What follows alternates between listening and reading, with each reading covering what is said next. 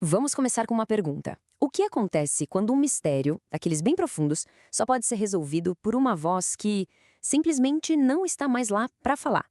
Hoje, a gente vai mergulhar num conceito fascinante da teologia cristã, a revelação especial.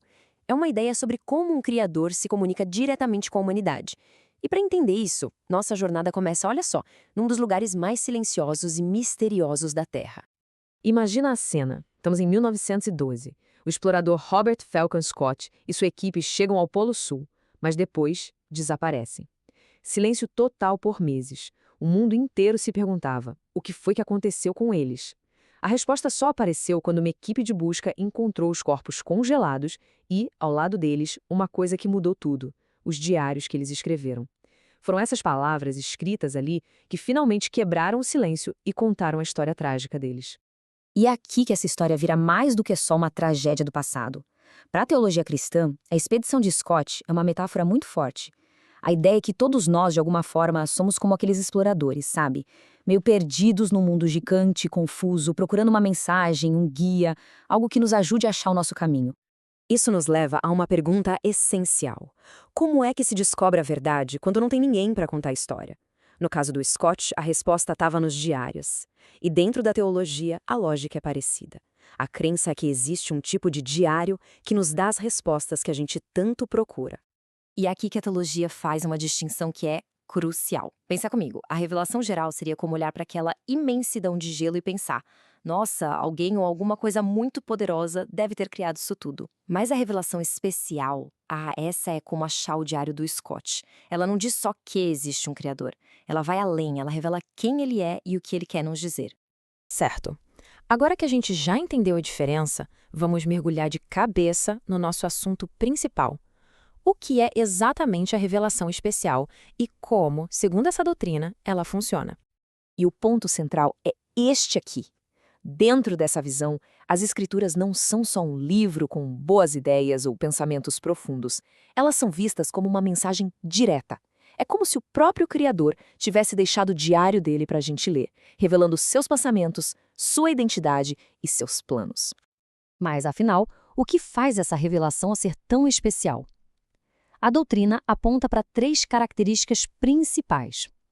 Vamos começar pela primeira, que talvez seja a mais importante de todas: de onde ela vem.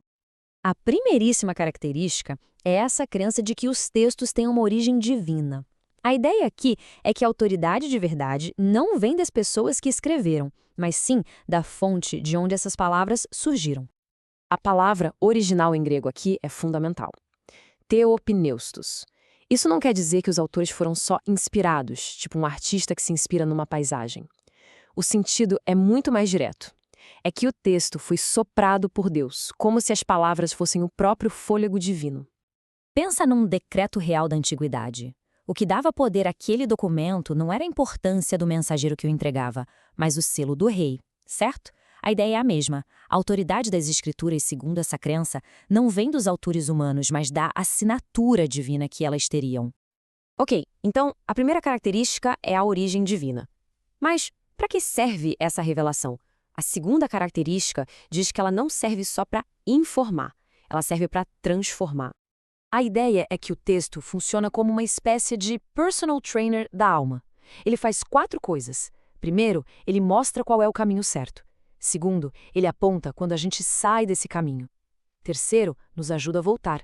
E quarto, nos treina para a gente não se desviar de novo. A gente pode pensar num GPS. Ele não mostra só o destino final. Quando a gente erra o caminho, ele recalcula a rota, né? A ideia é que as escrituras funcionariam assim, nos guiando e corrigindo o percurso constantemente ao longo da vida. Bom, já vimos a origem e o propósito. A terceira e última característica tem a ver com como essa revelação nos ajudaria a navegar num mundo que muitas vezes parece bem escuro e confuso. Esse versículo super famoso usa uma metáfora muito poderosa para descrever o papel da revelação especial, a luz. Mas, como a gente vai ver, não é um tipo só de luz, não. E aqui está a sacada genial dessa metáfora. A lâmpada para os pés é para o agora, para o próximo passo, para a decisão que precisa ser tomada hoje.